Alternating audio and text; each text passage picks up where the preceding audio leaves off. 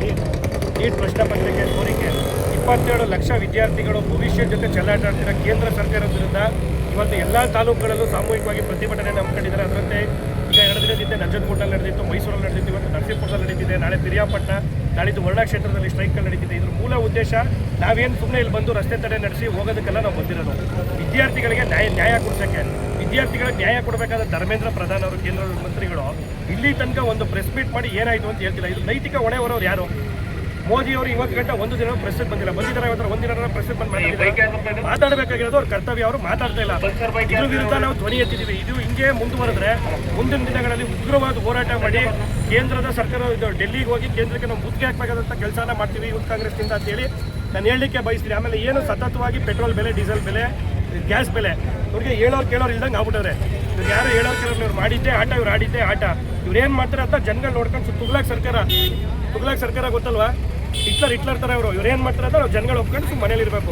ಪ್ರಶ್ನೆ ಮಾಡಿದ್ರೆ ನಾವು ಸರಿ ಇಲ್ಲ, ಯೂತ್ ಕಾಂಗ್ರೆಸ್ನವ್ರು ಸರಿ ಇಲ್ಲ. ಅವ್ರಿಗೆ ಪ್ರಶ್ನೆ ಮಾಡಿದ್ರೆ ದಯವಿಟ್ಟು ಜನಗಳಿಗೆ ನ್ಯಾಯ ಕೊಡಿ ಸ್ವಾಮಿ. ದಯವಿಟ್ಟು ಮೋದಿಯವರೇ ನಿಮ್ಮ ಕೈ ಮುಗಿತೀನಿ. ನಾವು ಇಲ್ಲಿ ಬಂದಿರೋದು ನಿಮಗೆ ರಿಕ್ವೆಸ್ಟ್ ಮಾಡೋಕ್ಕೆ. ದಯವಿಟ್ಟು ಜನಗಳಿಗೆ ನ್ಯಾಯ ಕೊಡ್ತೀವಿ. 27 ಲಕ್ಷ ವಿದ್ಯಾರ್ಥಿಗಳು ಪರೀಕ್ಷಾ ಶುಲ್ಕ ಕಟ್ಟಿ ಬರ್ದಿದ್ರಲ್ಲ, ಅದನ್ನು ವಾಪಸ್ ಕೊಡ್ತೀವಿ ಅಂತ ನಾಚಿಕೆ ಆಗಲ್ವಾ ನಿಮ್ಗೆ ಹೇಳೋಕ್ಕೆ? ಅವ್ರಿಗೆ ನ್ಯಾಯ ಕೊಡಿ ಸ್ವಾಮಿ. ನೀವು ಬರ್ದಿರೋರಿಗೆ ಎಕ್ಸಾಮ್ಗೆ ನ್ಯಾಯ ಕೊಡಿ. ಈಗ ತಿರ್ಗಾ ಪರೀಕ್ಷೆ ಮಾಡಿ ನಮ್ಮ ರಾಜ್ಯ ಸರ್ಕಾರಕ್ಕೆ ವಹಿಸ್ಬಿಡಿ. ನಾವು ರಾಜ್ಯ ಸರ್ಕಾರ ಗಟ್ಟಿಯಾಗಿದ್ದೀವಿ, ನಾವು ಯಶಸ್ವಿಯಾಗಿ ಮಾಡ್ತೀವಿ. ನಾವೇ ನಡೆಸಿ ನಮ್ಗೆ ಏನಿತ್ತು ಮುಂಚೆ CET ಟೈಪ್ ಮಾಡಿ ನಾವು ಮಾಡ್ತೀವಿ. ದಯವಿಟ್ಟು ಇದ್ರ ಮಾಡಬೇಕು ಅಂತೇಳಿ ನಾನು ಕೈ ಮುಗಿದು ವಿನಂತಿ ಮಾಡ್ತೀನಿ. ನಮಸ್ಕಾರ.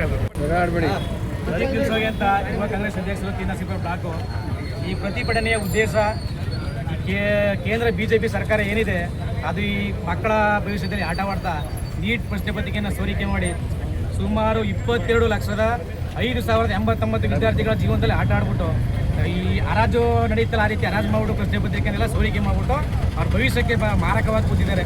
ಅವ್ರ ವಿರುದ್ಧ ಈ ಧರ್ಮೇಂದ್ರ ಶಿಕ್ಷಣ ಮಂತ್ರಿ ಏನಿದ್ದಾನೆ ಧರ್ಮೇಂದ್ರ ಪ್ರಧಾನ್ ಅಂತ, ಅವನ್ನ ವಜಾ ಮಾಡಬೇಕು ಸುಪ್ರೀಂದಿಂದ. ಮತ್ತು ಈ ಮಕ್ಕಳಿಗೆ ಏನು ಅನ್ಯಾಯ ಆಗಿದೆ ಅವ್ರಿಗೆ ನ್ಯಾಯ ಒದಗಿಸ್ಕೊಡ್ಬೇಕು ಅಂತ ಅಂದ್ಬಿಟ್ಟು ಈ ಮೂಲಕ ಯುವ ಕಾಂಗ್ರೆಸ್ನಿಂದ